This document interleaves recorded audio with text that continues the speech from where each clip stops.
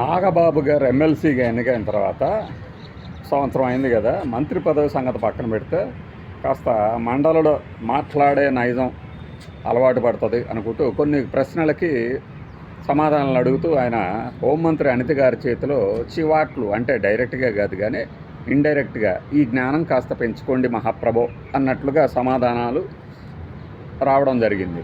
అది 2 రోజుల క్రితం జరిగిన సంఘటన అన్నమాట. ఏమైందంటే మన సనాతన సారథి గారు హైందవ ధర్మాన్ని తలకెత్తుకుంటే, నేను దేశాన్ని రక్షించే బాధ్యత, దేశాన్ని రక్షించే కోణంలోని కొన్ని ప్రశ్నలని ఏరుకొని మరీ ప్రశ్నిస్తాను. ఆంధ్రప్రదేశ్ ప్రజలకి దానికి సంబంధించినటువంటి ఎటువంటి ఏమంటారు ఆందోళన లేదు. కానీ వెనక మాత్రం వచ్చింది ఏంటంటే, రోహింగ్యాలు బంగ్లాదేశ్ నుంచి, రోహింగ్యా బంగ్లాదేశ్ నుంచి, ఇదే ఆయన వాడిన పదం. చాలామంది అక్రమంగా వచ్చి ఇక్కడ స్థిరపడుతున్నారని ఈ మధ్య ఈ కాకినాడ, అట్లనే మదనపల్లి, తిరుపతి, చిత్తూరు, ఇంకే ఊర్ల పేర్లు చెప్పారు. అక్కడ ఒక బేకరీలో కూడా పనిచేస్తున్నారని ఆయన దృష్టికి వచ్చిందట.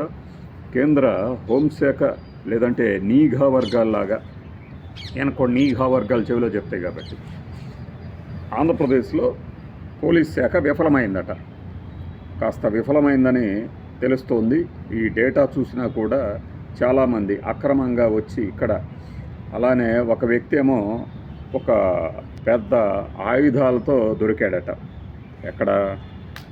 కడప దగ్గర. ఎక్కడ? కడప, రాయచోటి, మదనపల్లి, ఈ 3 ఏరియాలు గుర్తొచ్చింది. ఈ 3 ఏరియాల్లోనేమో బేకరీల్లో కూడా పనిచేస్తున్నారట వీళ్ళు, అక్రమంగా వలస వచ్చి. అంటే ఈయనలో జాతీయవాదం, మాది జాతీయవాదంతో పెట్టినటువంటి పార్టీ, ప్రాంతీయ పార్టీ మాది, అంచేత నా వాదం అర్థం చేసుకోవటం మీకు కొద్దిగా కష్టంగా ఉంటుంది అన్నారు కదా. అందులోంచి మన నాగబాబు గారు ఆ వాదాన్ని తలకెత్తుకున్నట్టున్నారు. ఇలా దేశ భద్రతకి, ఆంధ్రప్రదేశ్లో ముప్పు కలిగించే శక్తులకి ఆలవాలమైంది అనే ఒక కోణంలో అద్భుతమైన ప్రశ్న సంధించాడు. వేరే వేరే దేశాల నుంచి వచ్చేసట ఆంధ్రప్రదేశ్లోని చాలా చోట్ల స్లీపర్ సెల్స్ లాగా మారిపోయారు వీళ్ళు అక్రమంగా అన్నట్టు.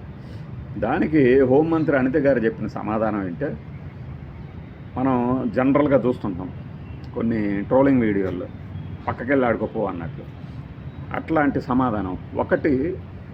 ఇక్కడ ఉత్తరప్రదేశ్కు సంబంధించిన ఒక వ్యక్తి దగ్గర ఆయుధాలు పట్టుకోవడం జరిగింది. ఇలాంటి కేసుల్ని మనం, ఆయన ఉత్తరప్రదేశ్ వాసి, మన దేశంలోని వ్యక్తే కాబట్టి దీన్ని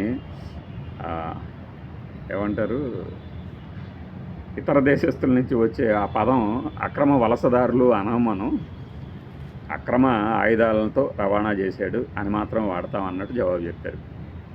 అర్థమైంది కదా.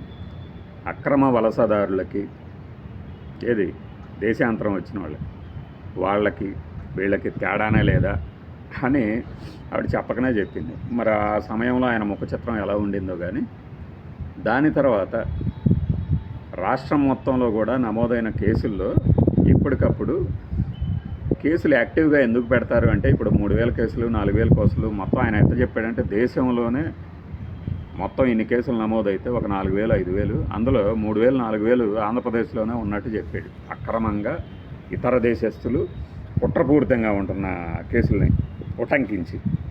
దానికి ఆమె ఏం చెప్పిందంటే, పోలీస్ వ్యవస్థ ఎలా పనిచేస్తుంది అంటే, నేను ఇక్కడ అనిత గారిని ప్రశంసించాలి. ఎందుకంటే ఆమె ఎంత లేదన్నా, ఏ పార్టీ అధికారంలో ఉన్నా పదవులు ఇచ్చినంత మాత్రాన వాళ్ళకి ఫ్రీ హ్యాండ్ ఇవ్వరు. అయినా కూడా ఆమెకున్న పరిధిలో చక్కగా హోంవర్క్ చేస్తుంది. నేను మొదటి నుంచి చెప్తూనే ఉన్నాను ఆవిడ గురించి, ఈరోజు చెప్పడం కాదు. పార్టీల్లో ఉన్నారు కాబట్టి పొలిటికల్గా మాట్లాడతారు, ఇక దాన్ని ఎవరు కాదనలేని సత్యం. ఆవిడ హోంవర్క్ చేస్తూ దీనికి చెప్పారన్నమాట సమాధానం. ఏమని? పోలీసు వ్యవస్థ ఈ వేరే రాష్ట్రాల నుంచి కానీ, వేరే దేశాల నుంచి కానీ వచ్చి ఇక్కడ అక్రమంగా, అంటే ఒకసారి మామూలు వీసాలతో వచ్చి టైం అయిపోయిన తర్వాత కూడా వెళ్లకుండా ఇక్కడే ఉన్న వాళ్ళని కేసులు పెట్టినప్పుడు ఏం చేస్తారంటే, తిరిగి పంపించేంత వరకు వీళ్ళ నిఘాలో ఉంటారు. వాళ్ళు ఏం చేస్తున్నారు ఏంటి అనేది ఒక సెపరేట్ వ్యవస్థ ఉంటుంది. ఆ కేసులు పూర్తయి వాళ్ళకి శిక్ష పడటమో లేదంటే బయటికి పంపించేసేదాకా కేసులు యాక్టివ్గానే ఉంటాయి. అందువల్ల ఆ నెంబర్ ఎక్కువ కనపడుతుంది అని. ఫైన్. ఇది ఏంటంటే జ్ఞానం, ఇది మనకు కూడా ఉపయోగపడేది. ఇంకొకటి ఏంటంటే, అంతర్రాష్ట్ర వలసలు మామూలుగా పొట్టకుట్టు కోసం వచ్చిన వాళ్ళని, అదేదో బంగ్లా జాతీయులు, అసలు బంగ్లాదేశ్ నుంచి ఇండియాకి వచ్చే ప్రతి వాళ్ళు మన మీద కుట్ర చేస్తున్నట్టు బిల్డప్ ఇచ్చే వాళ్ళకి, ఈ కమలం పార్టీ వాళ్ళకి ఏంటంటే అలా మాట్లాడితేనే సుఖంగా ఉంటుంది, అలా మాట్లాడితేనే. ఇదే ఇండియన్స్ వేరే దేశాల్లో ఇప్పుడు ఎక్కడ యుద్ధం జరిగిన వెంటనే మనం తెప్పించుకుంటూ ఉంటాం కదా, ఎవరన్నా మన మీద ఇండియన్స్ మీద యాంటీ నేషనల్స్ అని అక్కడ దేశం వాళ్ళు ఎప్పుడన్నా వేసారు ముద్ద. మనకి ఒక దేశం యుద్ధం మీదకి వచ్చింది అంటే ఆ దేశంలో ఉన్న వాళ్ళందరూ మన మీదకి యుద్ధంకి వచ్చినట్టేనా? ఈ కోణంలో ఆలోచించరు. మనకి ఎంతసేపు పొలిటికల్ యాంగిలే. ఈ రోహింగ్యాలు కానీ ముస్లిమ్స్లు కానీ దాని గురించి తమ్ముళం గారు మాట్లాడతారు కాబట్టి అనలం గారు కూడా దాన్ని ఎత్తుకున్నారనమాట. చూసారా మా బ్రదర్ పెర్ఫార్మెన్స్ ఏ రేంజ్లో ఉందో. మేము దేశం కోసం ధర్మం కోసం పోరాడతాం కాబట్టి మీరు పదవులు ఇస్తే ఇంకా గట్టిగా పోరాడతాం. ఎవరికైనా ఉంటుంది ఆశ. కానీ మనం ఎక్కడ ఉన్నాం? థింక్ గ్లోబలీ యాక్ట్ లోకల్లీ అంటారు. అంటే ఏం లేదు, ప్రపంచం మొత్తాన్ని అర్థం చేసుకోండి, ఆలోచించండి. చర్యలు మాత్రం మన వాళ్ళకి అర్థమయ్యేటట్టు, మన వాళ్ళకి లాభం చేకూరేలాగా లోకల్ ప్రాంతీయంగా చేయండి అనేది దానిలోని అంతరార్థం. మరి ఈయన ఏమి ఆలోచించి ఆ ప్రశ్నలు అడిగారు, దాని ద్వారా తన జ్ఞానాన్ని ప్రదర్శించాలనుకున్నారో ఏదో కానీ కళ్ళ ముందు ఎన్ని ఇష్యూలు జరుగుతున్నాయి. ఆ నీటిపారుదల వ్యవస్థ కానీ, తమ్ములం గారి అటవీ శాఖలోని ఖాళీగా ఉన్న పోస్టుల గురించి కానీ, లేదంటే వాళ్ళ కాకినాడ పిఠాపురం ఆ చుట్టుపక్కల ఏరియాల్లో సమస్యలు ఇష్యూలు కానీ వాటన్నింటి మీద కూడా అడగవచ్చు. లేదా ఆయన అడిగాడు మన దృష్టికి రాలేదా, సారీ, అవన్నీ వదిలేసేసి ఏదో అంటే మనం సెలవు వేసేసుకోగానే రవీంద్రనాథ్ ఠాగూర్లు లేకపోతే అమర్త్య సేన్లు అయిపోం కదా. రోహింగ్యాలు, ముస్లిములు, అసలు ఈ పదాలేంటి? బంగ్లాదేశ్ నుంచి వచ్చి మన బతుకును నాశనం చేయడానికి క్రిమినల్స్గా మారుతున్నారు. పోలీసు వ్యవస్థ కాస్త కూస్తో విఫలమైందని నేను భావిస్తున్నాను అంట. ఇదే గనక ప్రతిపక్ష పార్టీకి సంబంధించిన సభ్యులు కానీ మిగిలిన ఎమ్మెల్సీలు కానీ, అంటే వైఎస్ఆర్సీపీ టీడీపీనే కాదు ఇంకా ఎమ్మెల్సీలు ఉన్నారు కదా మనకి, టీచర్ ఎమ్మెల్సీలు, గ్రాడ్యుయేట్ ఎమ్మెల్సీలు, స్వతంత్రంగా ఎన్నికైన వాళ్ళు కనుక అడుగుంటే ఈవిడ రియాక్షన్ ఎలా ఉండేది ఒకసారి ఊహించుకోండి. అంచేత నాగేంద్రబాబు గారు మీరు ప్రశ్న అడిగేటప్పుడు బాగా డెప్త్గా, అంటే మనం ఏదో ట్విట్టర్లో పెట్టుకొని తమ్ములం గారు ఏంటి ఎవరు మాట్లాడపోతే అలా అనగానే ఏదో ఒక 2 వీడియోలు పెట్టేసేసి యాక్టివ్ అయిపోయా నేను, మనం బ్యాటింగ్ ఆడుకున్నాం కదా ఇవాళ, దీంట్లో ఇలా బ్యాటింగ్ ఆడుకున్నాం. ఏంటి మీరు బ్యాటింగ్ ఆడుకునేది? బ్యాటింగ్ ఆడటానికి మీ దగ్గర బ్యాటు అవతలోడు బాలు ఉండాలి కదా, మీరు జస్ట్ మాట్లాడుతున్నారు.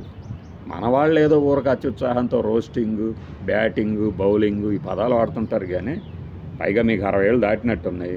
ఎమ్మెల్సీ ఇప్పుడు పదవి కోసం ఎదురు చూస్తున్నారు. వస్తే తీసుకుంటారు, లేకపోతే సంతోషంగా ఉంటారు, మాకు తెలుసు ఆ విషయం.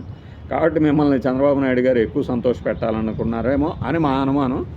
మీరు మంచి ప్రశ్నలు వేసి, ఆయన ఏదో ఏఐతో ఎవరు ఎంత ప్రశ్నలు వేశారు, ఎలాగ సమాధానాలు చెప్పారు, ఎలా ప్రిపేర్ అయ్యారు, మార్కులు వేస్తానని అంత మాత్రం అదేం జరగదు. కానీ మంచి ప్రశ్నలు అందరికి అర్థమయ్యాయి, అందరికీ రిలేటెడ్ అయ్యాయి వెయ్యాలనేది మా మనవి.